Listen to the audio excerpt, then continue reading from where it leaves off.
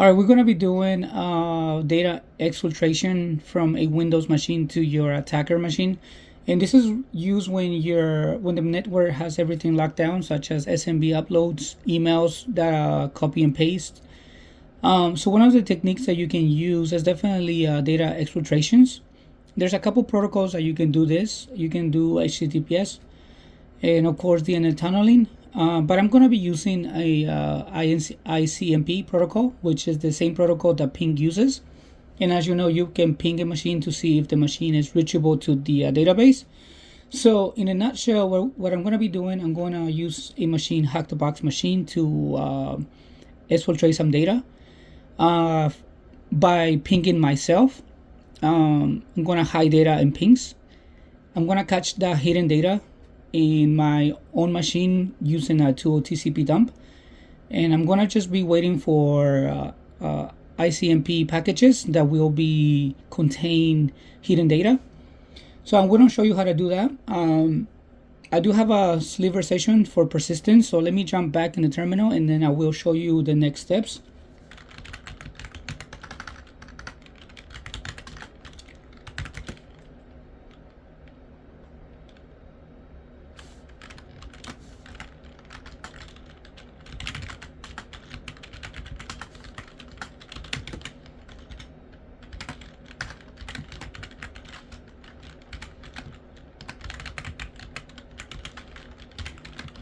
In this hack the box like to put the text data in the users text.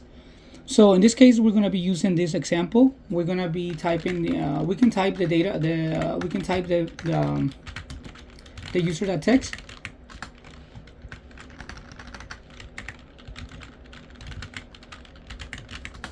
So this is the string that we're going to be exfiltrating or hiding between pings. So to do this, I'm going to be using a couple variables just to make it easier. The first variable that I'm going to be using, I'm going to be using a variable flag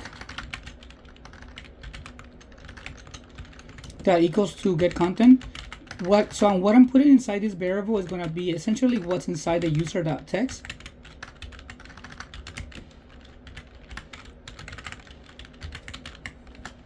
So now if I do flag,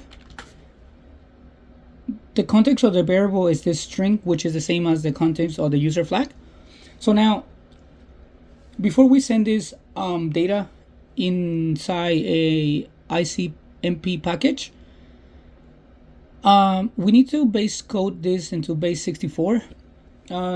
So depending on the system that you're using, some characters will be changed, stripped down, or probably displayed wrong when you capture this package. So to prevent that, one solution is to, again, decode or encode this into base 64. So I'm going to be using another variable called flag. Let's do underscore base 64. We're going to equal that to, so 1 second here. If I use this parentheses or whatever these are, whenever I'm using this, you're essentially accessing a software that it's in Windows. It's called the Net Framework, which contains, inside this software contains a lot of tools, functions, APIs. So essentially you're gonna convert, use the, it's not a function, it's accessing the framework again, convert. We want to convert to base 64 and string. Well, and then I'm gonna use another, I'm gonna use text dot encoding. I'm gonna use UTF-8, which not to be confused with Little Indian. This is just to get the bytes. I will explain why more in a second. And what we're gonna encode to base 64 is gonna be the flag. And also I'm gonna use trim just so we can trim down any unrelated data or any noise. Okay, so now if we see what's in the context of this variable, it should be a base 64 encoded. So now the net framework inside this software. So this is a potentially, you can think about this as a software that Microsoft has, and inside this software there's a lot of like I said, contains APIs, libraries, help. I don't know if it contains helpers, but libraries, DDLs, which is the same as libraries, and APIs.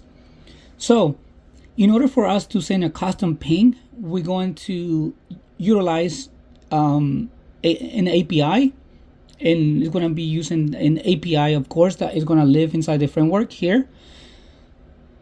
But one caveat that this API it's going to need is going to require for you to send an array,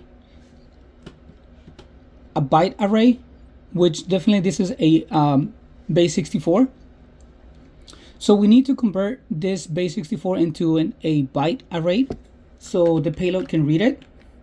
So we're going to use another variable. Now it's going to be bytes equals to, let's do text encoding.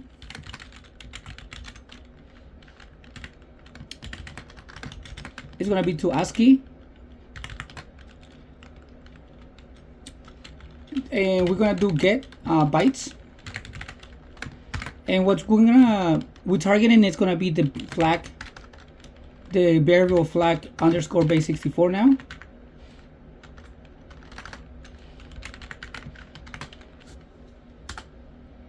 Perfect. So now we're ready to, we have everything right. We have encoded the payload into byte. Now what we need to do, we need to create a ping object. So we need to create a ping. Essentially, we're customizing the way we're going to ping. So we can ping like ping and send one packet and then your IP address or whatever. But this is going to be a customized ping so we can inject our payload. So we're going to do new object.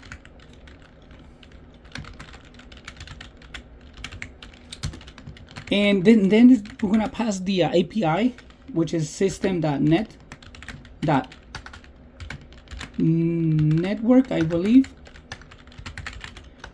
Network and information .ping. Perfect. So we have customized our ping. So now we have that extra access of sending more pings, or injecting our customized ping. So now we have to now we have to open up a TCP dump so we can listen for incoming packages. So let's use TCP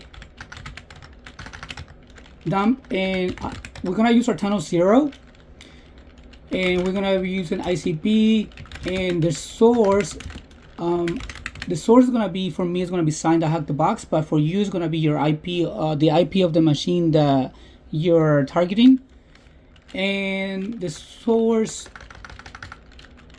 host signed, and the destination host, which is my machine,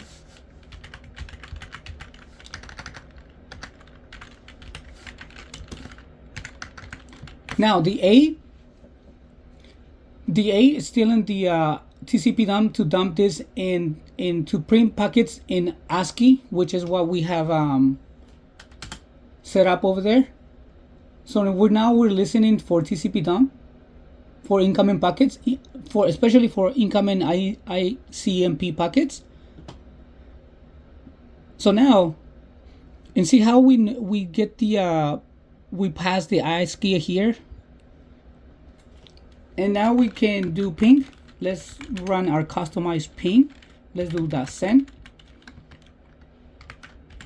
Put your IP here of your machine that you're listening. Now I'm gonna add 40,000 milliseconds, which is equal to 4 seconds, and this is gonna give the command 4 seconds to catch the return packet. I'm also gonna just emphasize the byte for the protocol for the payload that we have encoded this into bytes, and we can send our ping. Perfect. We have sent our ping to our target address. The round trip doesn't really the round trip is not the same as the connection to be open. So we have customized that ping. So now we can jump back to our TCP dump.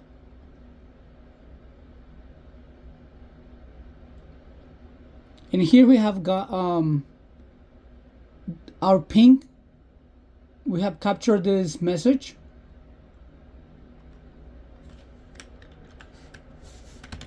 So now, see, as you can see, we have captured 1.